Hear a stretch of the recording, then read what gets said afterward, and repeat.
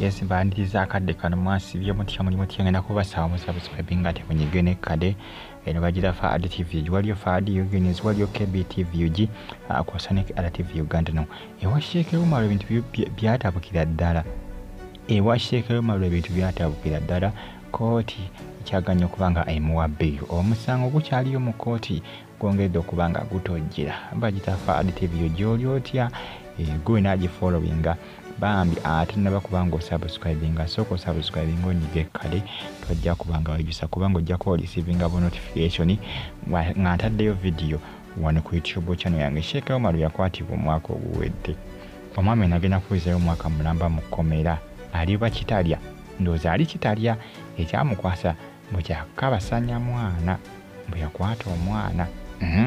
yamutusako ogwobutiisamaanyi ono yakwatibwa Sheikh Omar owawali enansana ku mastowa ku Ngabo stage okuva yakwatibwa tateebwanga juke ono kwaba basanyukiranga Segirinyanga mulwadde n'okwade Segirinya amaana afa ne Sheikh Omar yagamba nti ebiruma Segirinya nti yabimukola so yagamba yabimukola naye abatirengera era naye asuubiza nagamba nti Segirinya olunafa ajja kola pate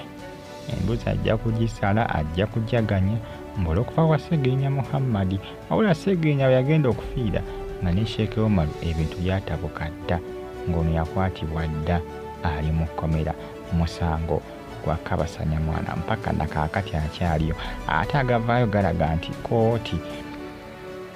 si yakugamba kuwulira kusaba kwe kati n'omwaka guno agenda gumalako nga gyali ng'ate tatwaliddwako mu kooti nti oba awozesebwe ebintu byatabukira ddala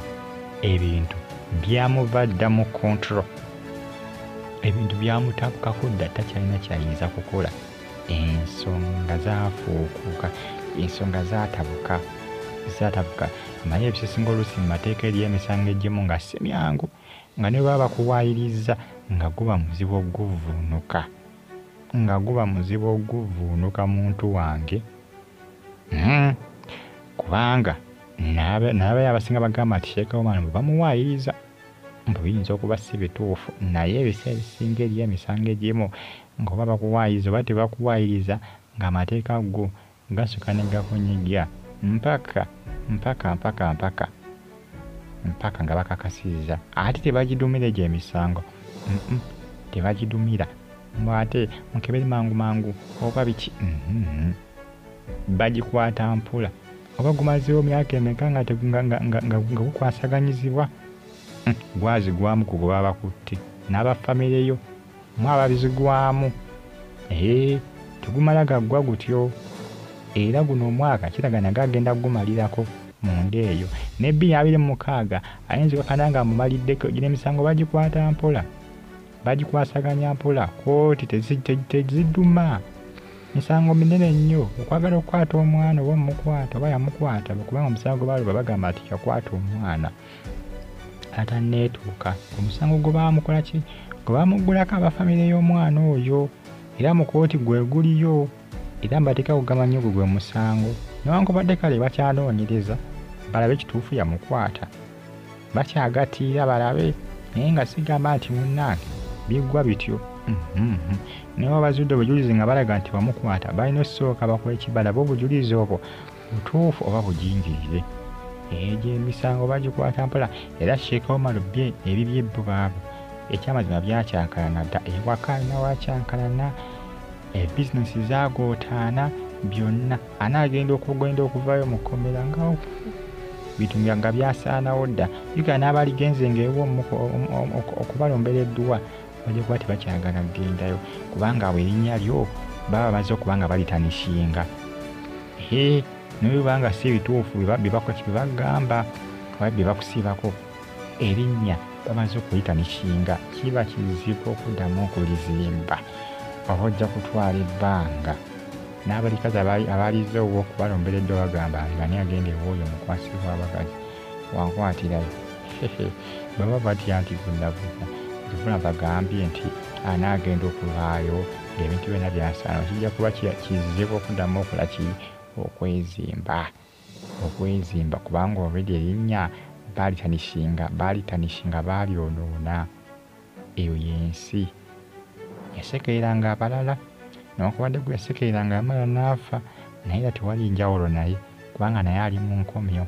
ate omusango gwe bamugulako musango muzito. Eyensi Katonda agezaako mulaga nti yakontrolinga kubanga ye Sheikh Omar yalaga nti ye Katonda tiyakontrolinga obulamu bwani bwa Ssegirinnya.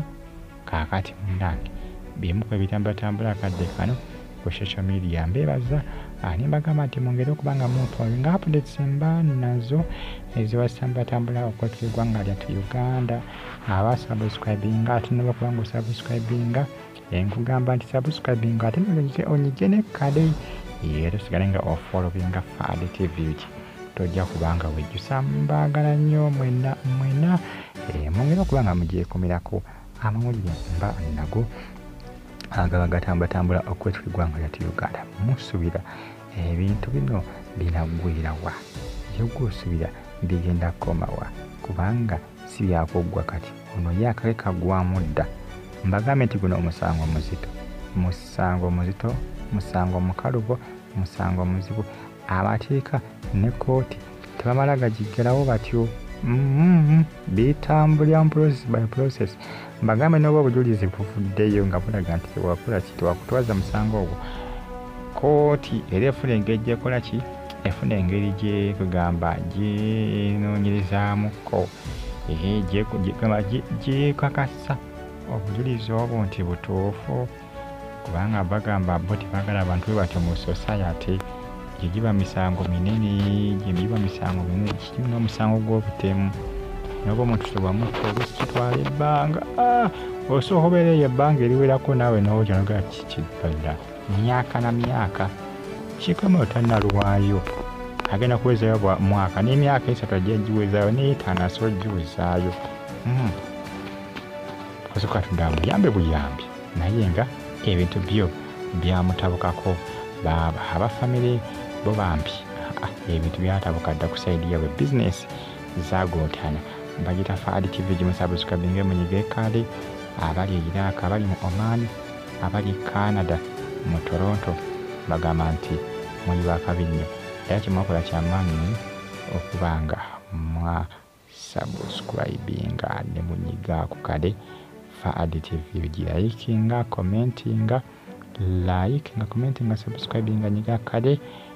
tosigale ng'ogifollowinga mungera kubanga mugifollowinga Sheikh Omar. Ebintu bye byatabuka omusango gwakwata mwana, ebintu byatabuka dda byamutabukako boy baba mwenda